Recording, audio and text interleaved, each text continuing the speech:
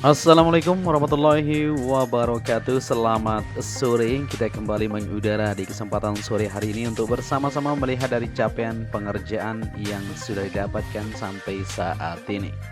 Ya, di kesempatan sore hari ini kita akan melihat untuk progres pembongkaran ya yang dilakukan di area musola di depan sirkuit Mandalika, di mana di sini akan dijadikan untuk jalur provinsi.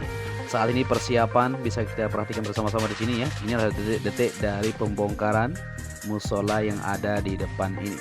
Tentunya nanti kita akan lihat bersama-sama ya. Sebelum itu masyarakat di sini melakukan mediasi dengan pihak-pihak terkait untuk melanjutkan persiapan pembongkaran pada sore hari ini. Ya, di video kita tadi sempat live ya, sebelum atau sesudah pembongkaran. Jadi video ini kita ambil sebelum dibongkar tadi, kita sudah upload full lintasan buat kalian semua untuk melihat progres pengerjaan di area tribun juga maupun persiapan lanjutan di posisi-posisi yang sudah ditentukan.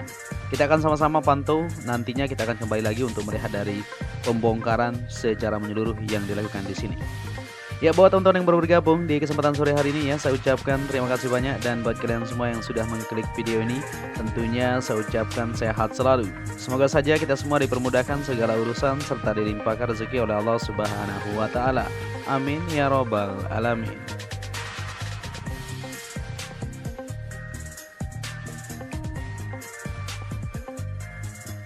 Oke, di sini kita langsung saja untuk melihat dari hasil capaian yang sudah didapatkan di pengecoran area tribun maupun jalur nantinya para penonton ya, dari tikungan ke-16 menuju ke-17 ini.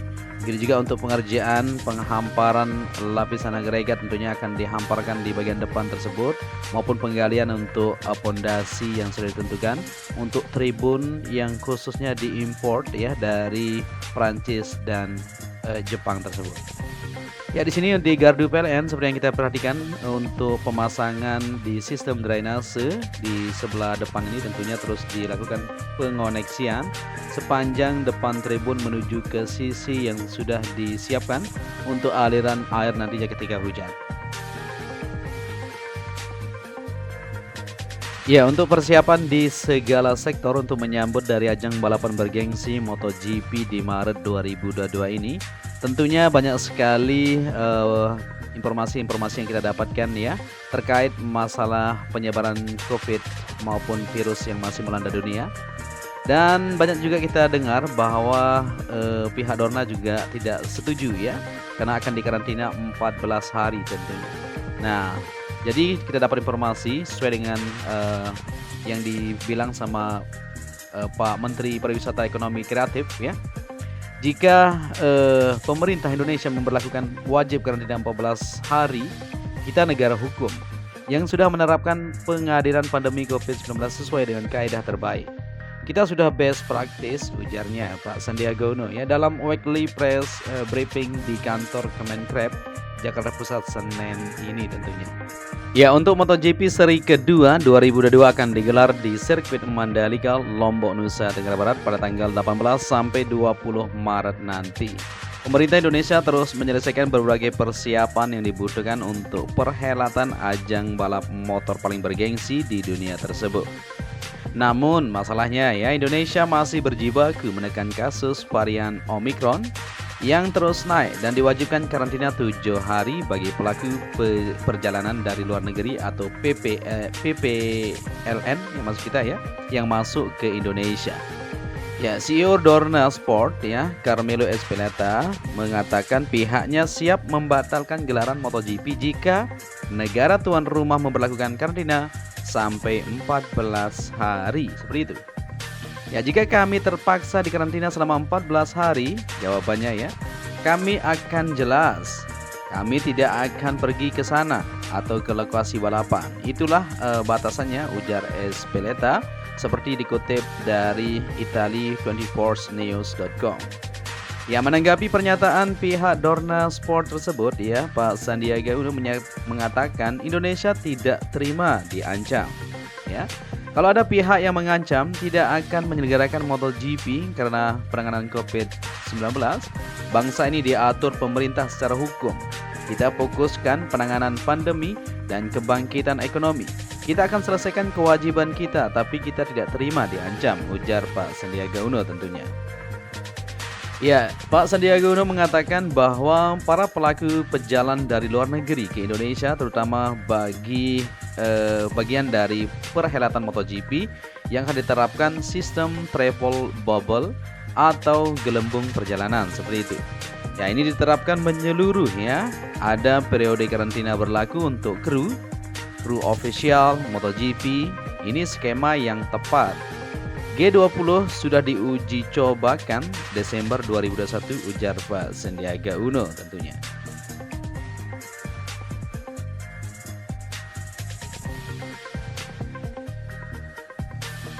Ya, di sini kita berharap saja ya, semoga untuk aktivitas penyelenggaraan untuk ajang balapan MotoGP 2022 ini semuanya akan lancar, aman, terkendali terkait dari progres yang akan diberlakukan juga ya.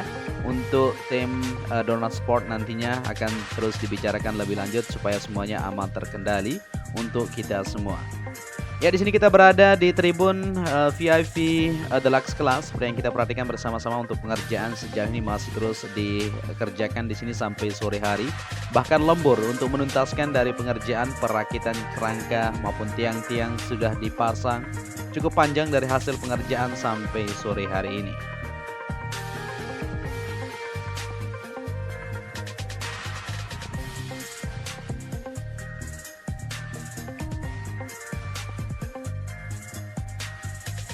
Dan di sini kita akan lanjut ke depan untuk melihat kondisi dan situasi pada kesempatan sore hari ini. Bisa kita perhatikan di sini teman-teman kita yang terus bekerja keras ya untuk Mega Project Street Circuit Mandalika ini. Mereka lagi istirahat ini. Jadi sehat selalu buat mereka ya. Semoga saja untuk pengerjaan dan mereka selalu sehat untuk menyelesaikan dari pengerjaan. Selamat bertugas buat mereka semua tentunya. Dan di sini kita akan lanjut ke depan untuk melihat situasi yang ada di Bukit 360 juga, yang saat ini sudah mulai dikerjakan di bagian pondasi dasarnya, sudah dilakukan pengecoran. Begitu juga untuk pengerjaan di tribun VVIP yang diperuntukkan untuk para tamu negara, yang saat ini masih terus dilakukan, dipercantik tentunya untuk persiapan lanjutan nantinya di Maret mendatang. Untuk itu kita selalu berdoa, kita selalu berharap ya, semoga untuk aktivitas yang dilakukan di sini semuanya akan tepat waktu, sehingga tidak ada kata lagi buat kita, dan kita semakin optimis bahwa Indonesia pasti bisa.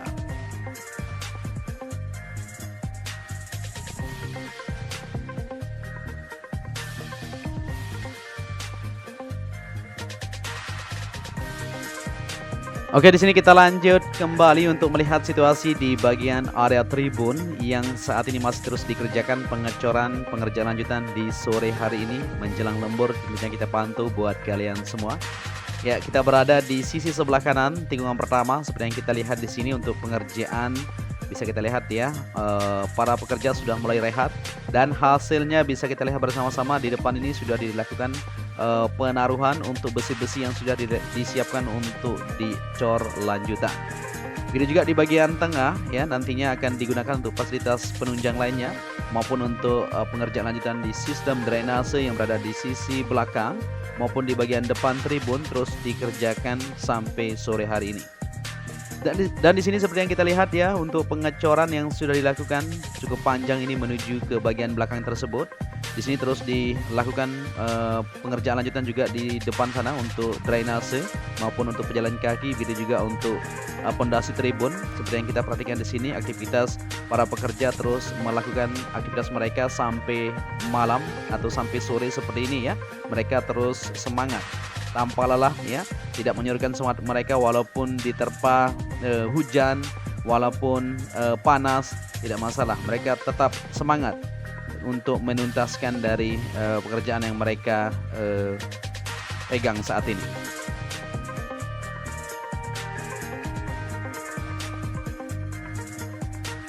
Ya, di sini kita kembali ke trek lintasan untuk melihat persiapan lanjutan di depan sana ya. Seperti yang kita ketahui juga, informasi buat teman-teman semuanya.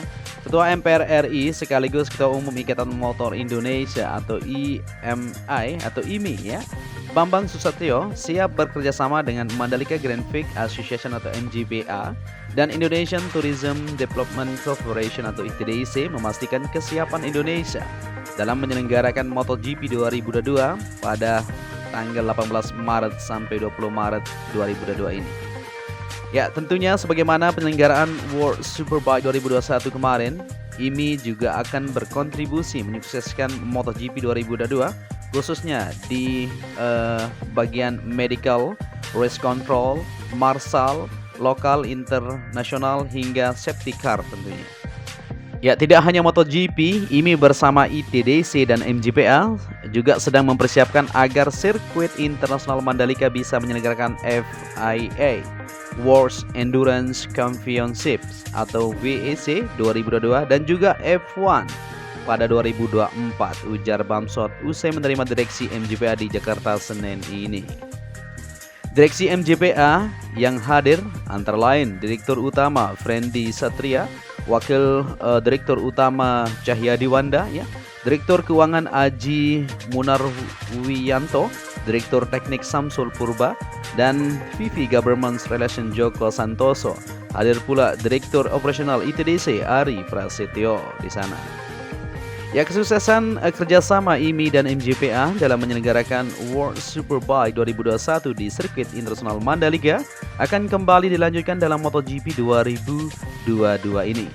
Saat World Superbike 2021, IMI mengirimkan 150 orang tenaga medis, sekaligus menyediakan ambulans tipe A dan C ya, dan juga helikopter Medivac yang memiliki standar FIM terang Bamsot. Kepala Badan Hubungan Penegakan Hukum, Keamanan dan Pertahanan Kadin Indonesia ini menerangkan pelatihan di Medical Center dilakukan Chief Medical Officer Dr. Stephen yang dipilih IMI saat bersama Kementerian Kesehatan dan telah diinspeksikan Chief Medical Officer FIM Dr. Monica. Tim medis ini kemungkinan besar akan dilanjutkan untuk MotoGP 2022 ini tentunya.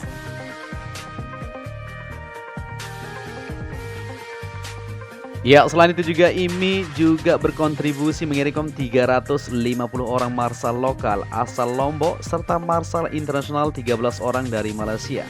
IMI juga bekerjasama dengan BMW Indonesia menyiapkan kendaraan BMW 330e Hybrid dan X3e Hybrid untuk dijadikan safety car dan operational car di Pertamina Mandalika International Street Circuit ini.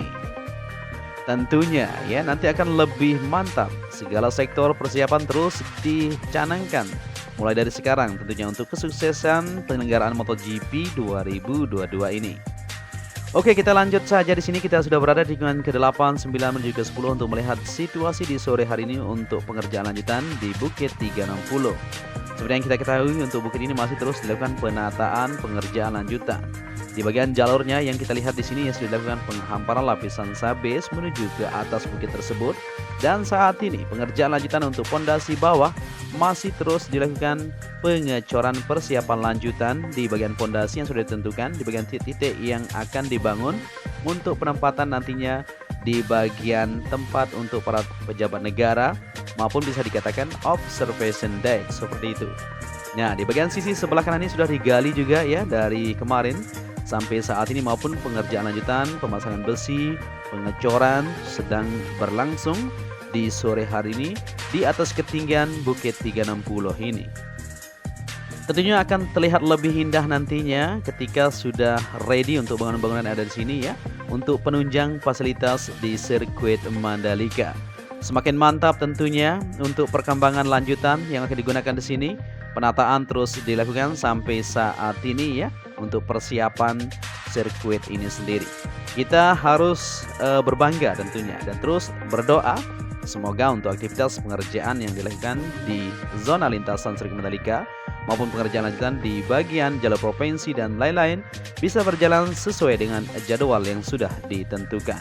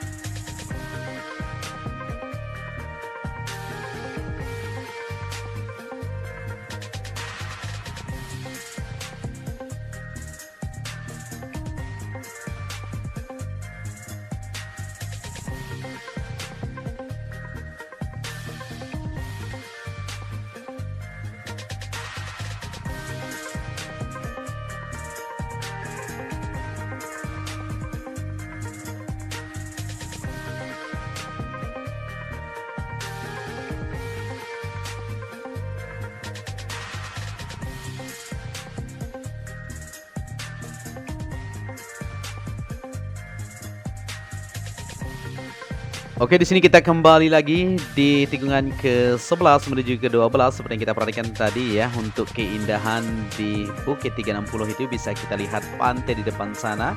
Sangat indah sekali apabila di sore hari seperti ini ya, bisa kita lihat sunset, tetapi memang ada sedikit awan yang mengganggu jadi kita tidak bisa melihat keindahan matahari tenggelam tersebut ya, atau sunset. Dan di sini kita akan lanjut untuk melihat di bagian zona tengah juga untuk kondisi di sore hari ini masih terus dilakukan penataan, pemerataan, pemadatan. Ya, jadi untuk pohon-pohon kelapa juga di sana ditebang ya, supaya semuanya mudah nanti untuk ditata. Nanti akan dipercantik tentunya dengan pepohonan-pepohonan yang sudah ditentukan untuk keindahan yang akan kita saksikan di sini. Ya, penataan akan dilakukan sesuai dengan plan yang sudah ditentukan, tetapi tidak untuk saat ini, secara bertahap ya. Kita akan pantau terus untuk melihat perubahan-perubahan yang semakin signifikan yang akan terus ditata di sini untuk kelancaran untuk penunjang fasilitas lainnya.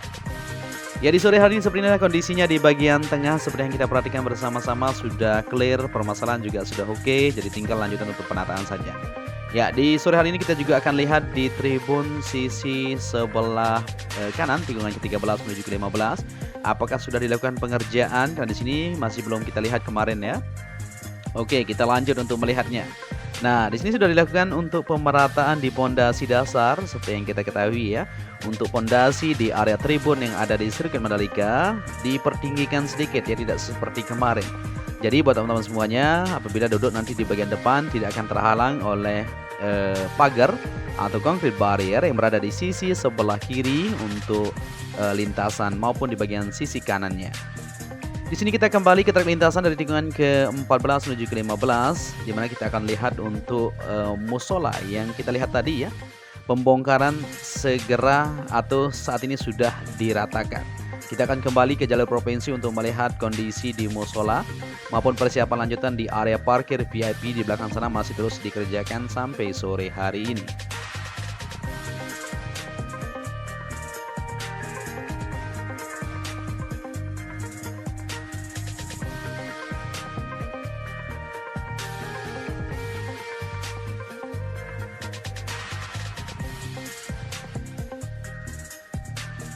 Oke, di sini kita langsung saja untuk melihat musola yang berada di jalur provinsi yang tadi lagi dimeetingkan ya untuk persiapan pembongkaran. Wah, ternyata ini sudah rata ya.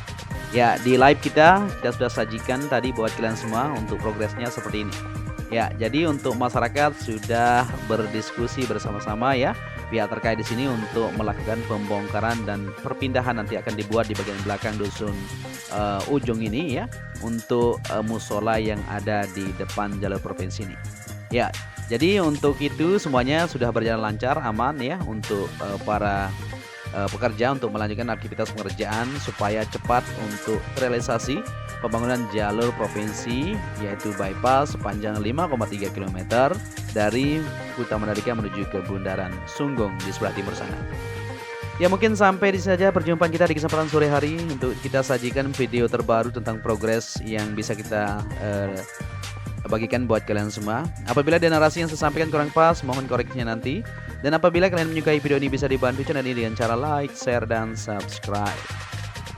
Untuk itu, saya Joni Ahmad mengucapkan matur tampiasi kepada kalian semua yang sudah menyaksikan video ini dari awal sampai akhir. Dan saya akhiri saja ya, saya undur diri. Untuk itu, wassalamualaikum warahmatullahi wabarakatuh.